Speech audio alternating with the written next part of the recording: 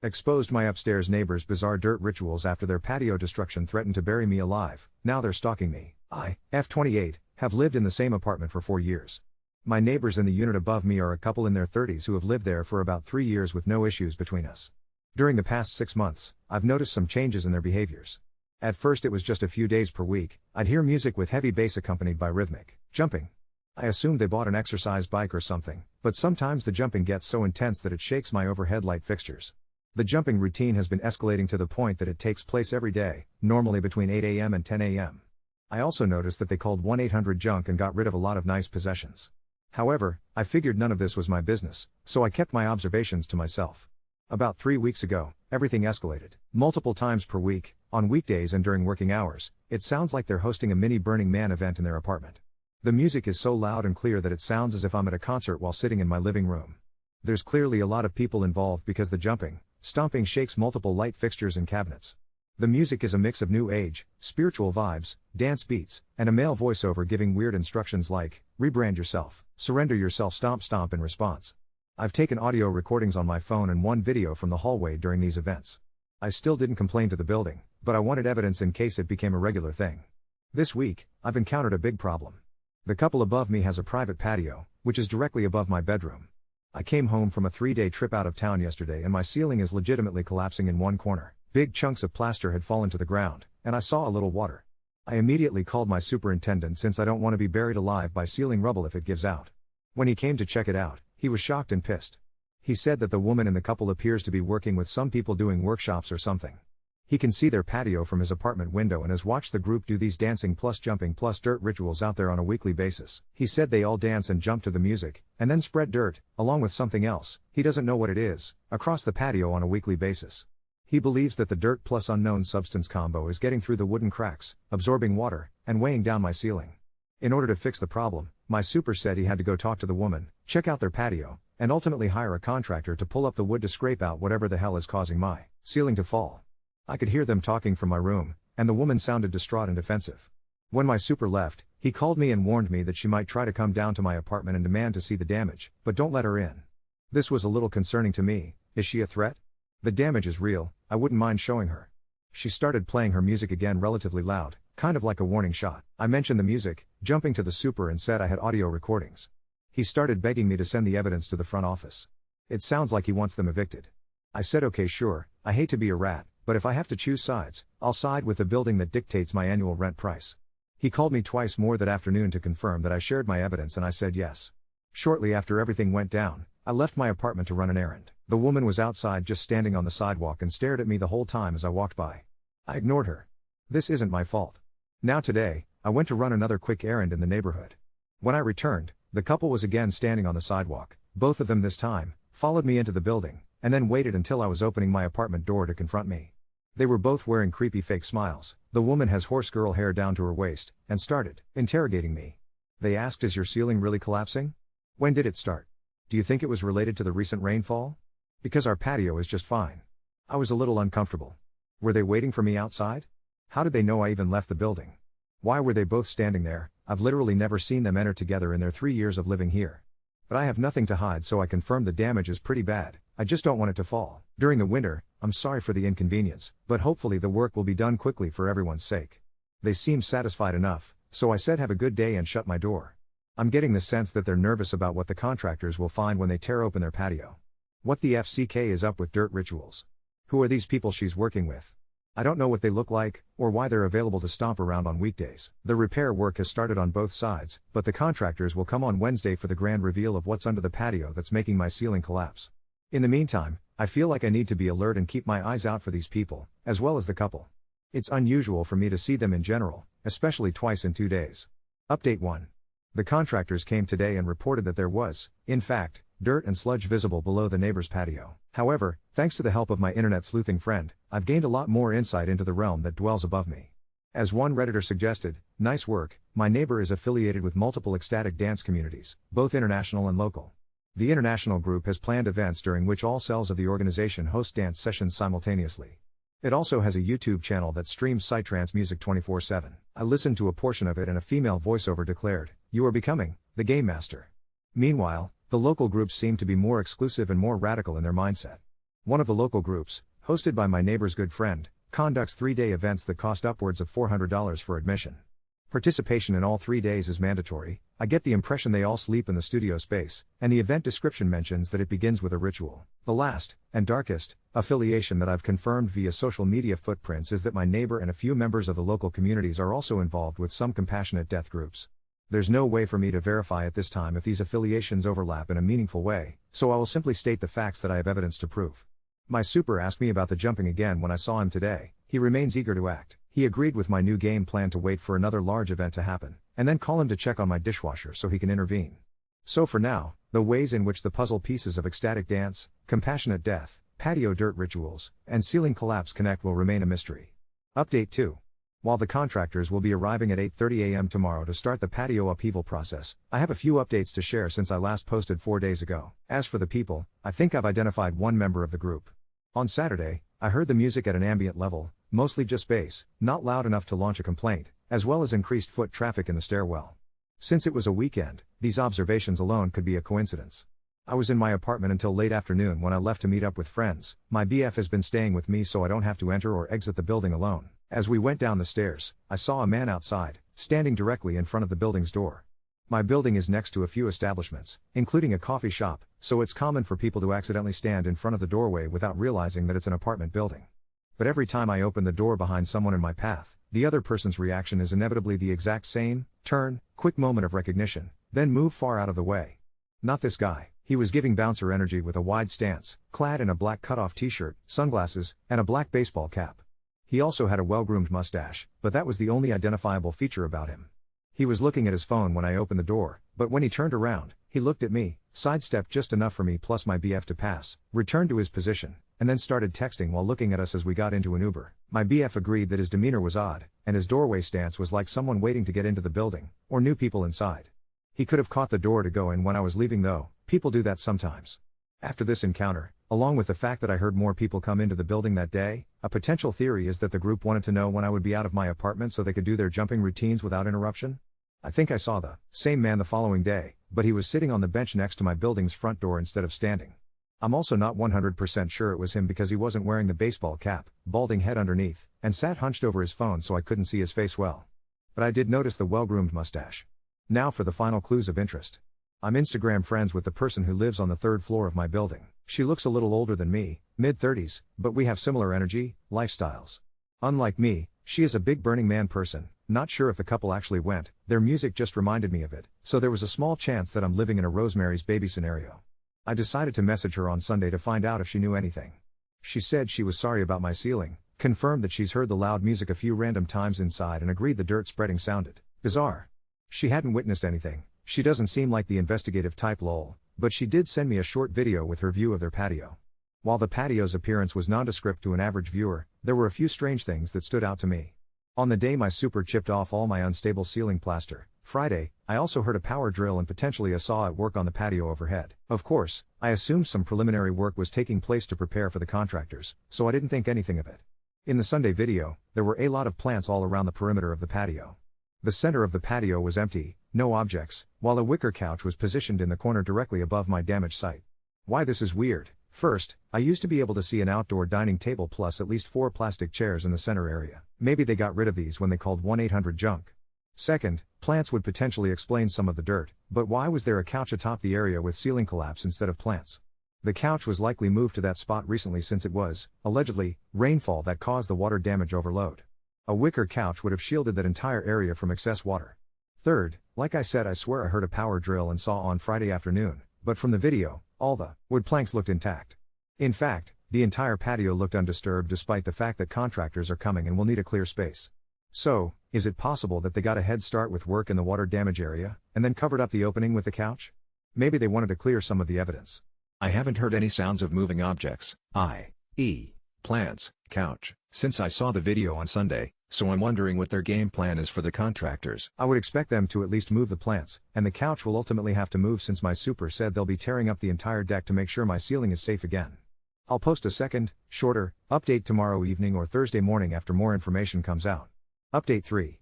On Monday, my super came to replaster my bedroom ceiling.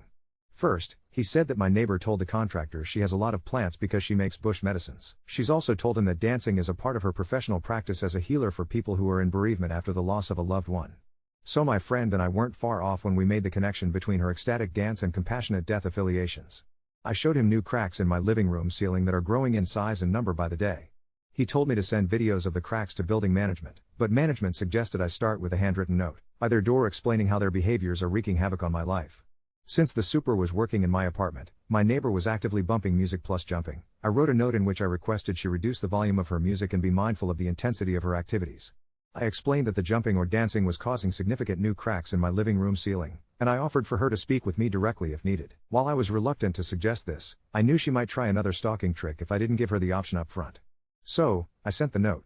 After 90 minutes, my super said he had to leave for an hour while the plaster dried, but he would be back soon. Of course, my neighbor chose the end of this time frame to come down, when I was alone. When I opened the door, she again had the biggest fake smile and said, "Hi," then waved the note. "First of all," she said, "I want to thank you for your open communication.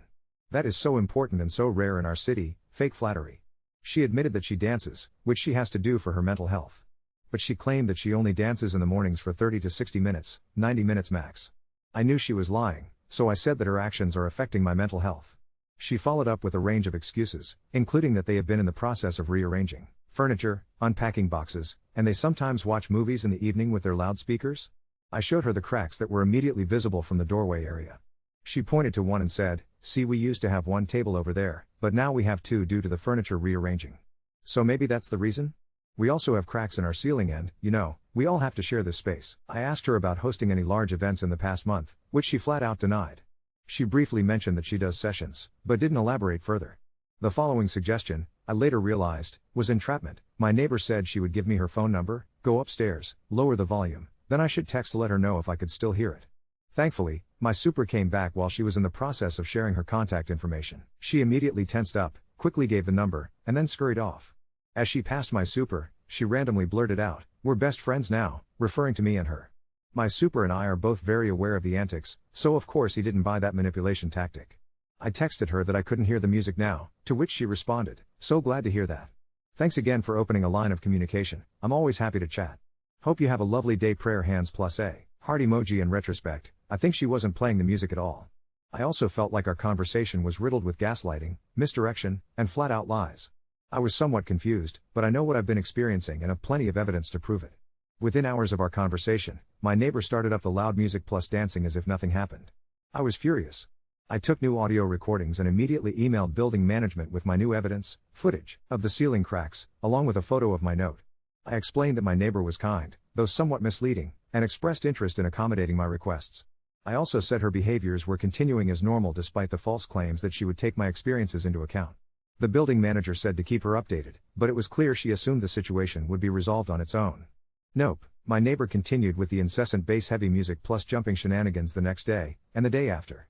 I continued to document everything. On Wednesday evening, I went out for a quick errand and again was a victim of the stalking tricks. She ran into me as I was entering the building, waited until I passed her on the stairwell, and then spoke up.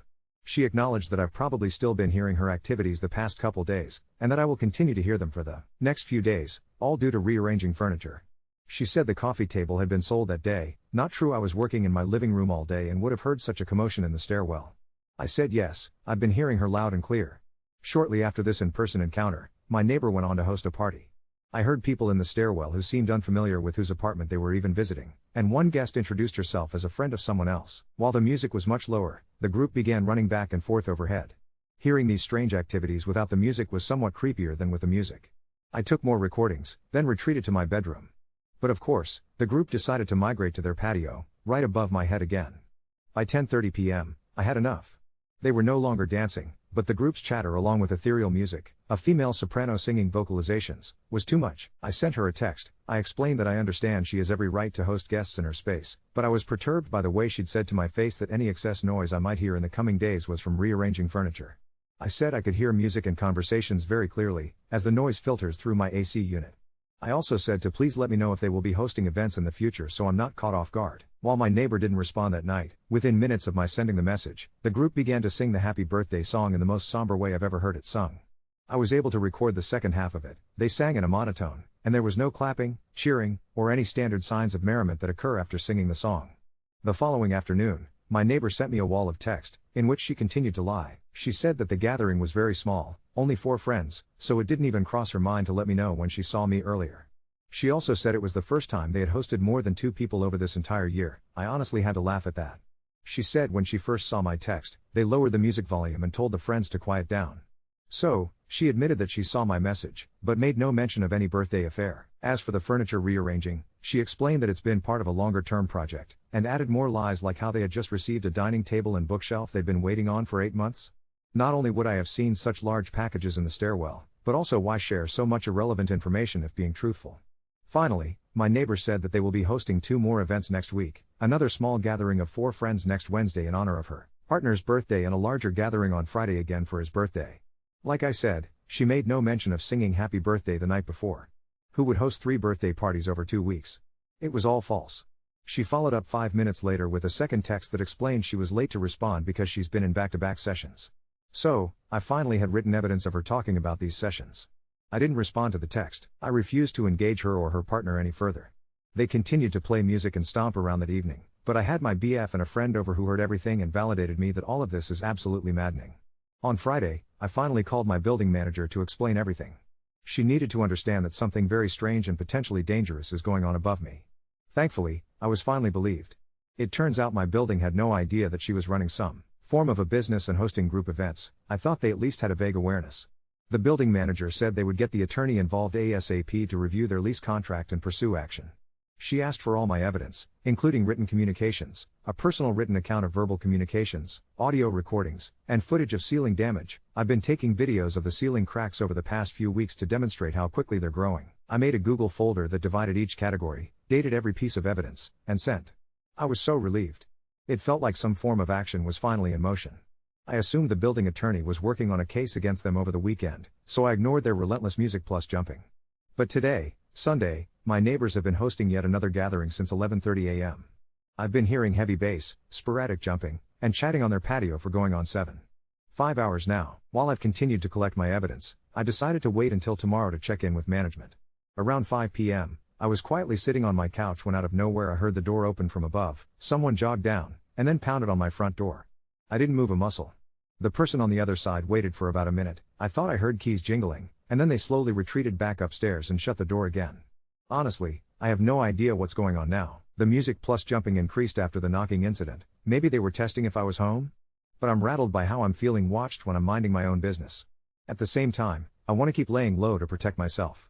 I still have very little information about this group. They're clearly escalating, 3 events planned within 1 week, despite added pressure from everyone around them. In the meantime, I edited a new video with my recent recordings, including the creepiest happy birthday of all time, footage of the living room ceiling damage, audio recordings from the gatherings. Whenever my neighbors succeed in making contact or I'm notified about a solid resolution, I will update the post. Update 4. It's been a week since my last update, and things have escalated beyond what I could have imagined. On Monday morning, I received an email from building management confirming they were pursuing action against my upstairs neighbors. They thanked me for the extensive documentation and said their attorney had enough evidence to proceed with a formal warning that could lead to eviction if the behaviors continued. That same afternoon, I was working from home when I heard what sounded like furniture being dragged across their floor. This went on for about 2 hours, punctuated by hushed but intense conversations. Around 4 p.m., there was a knock at my door. I checked the peephole and saw my super standing there with another man in a suit who turned out to be from building management. "We need to check your ceiling again," my super said, looking unusually tense. The neighbors upstairs claim they've had a pipe leak and are concerned it might affect your unit. As they inspected my ceiling, the management representative quietly informed me that they had delivered the formal warning earlier that day. The neighbors had apparently reacted with extreme defensiveness and claimed they were being unfairly targeted for cultural practices. After they left, things were eerily quiet upstairs for about 24 hours. I started to hope that maybe the warning had worked, but Wednesday morning proved me wrong. At exactly 7:30 a.m., the music started again, louder than ever, along with what sounded like multiple people stomping in unison. I recorded everything and sent it immediately to management. By Thursday, I noticed something strange.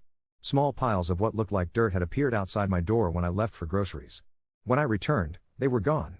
That night, I heard whispering outside my door around midnight, but when I checked the peephole, no one was there. Friday brought the most disturbing development yet. I came home from work to find a small bundle of dried herbs tied with red string hanging from my doorknob. I didn't touch it, just took photos and sent them to management. My super came to remove it, looking visibly uncomfortable. "This is getting weird," he said quietly. The woman upstairs has been asking other tenants about you. Wanting to know your schedule, if you live alone. Yesterday, Saturday, I woke up to find my ceiling had developed a new crack, this one with a strange reddish-brown stain seeping through. The super came immediately and took samples of the substance. He wouldn't say what he thought it was, but his face said enough. The building attorney is filing for emergency eviction proceedings on Monday, he told me. In the meantime, would you consider staying somewhere else? I'm writing this from my boyfriend's apartment. Management has offered to pay for a hotel if needed, but I'm not comfortable being alone right now. The building has hired security to monitor the hallways 24/7 until this is resolved. This morning, my neighbor from the third floor texted me a video she took at 3 a.m. The couple and about 8 other people were on the roof of our building, arranged in a circle around what appeared to be a small fire. She said she called the fire department, who arrived quickly, but the group had already dispersed.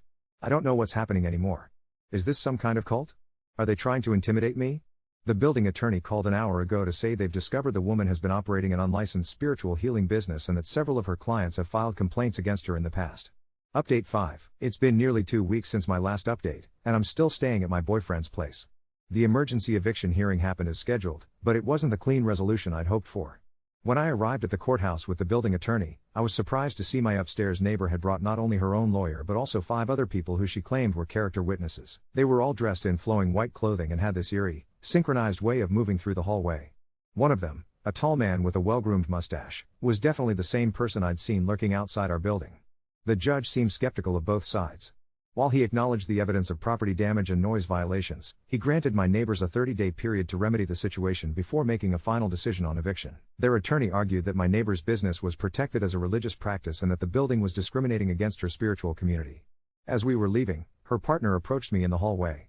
"We know you're staying with your boyfriend," he said quietly. "We just want you to understand that what's happening above your apartment is important work. People are healing. You could be part of that if you weren't so closed-minded." I didn't respond and walked away quickly, but the encounter left me deeply unsettled. How did they know where I was staying? The building management called yesterday with disturbing news. The substance analysis from my ceiling came back. It contained a mixture of soil, various herbs, animal blood, and human hair.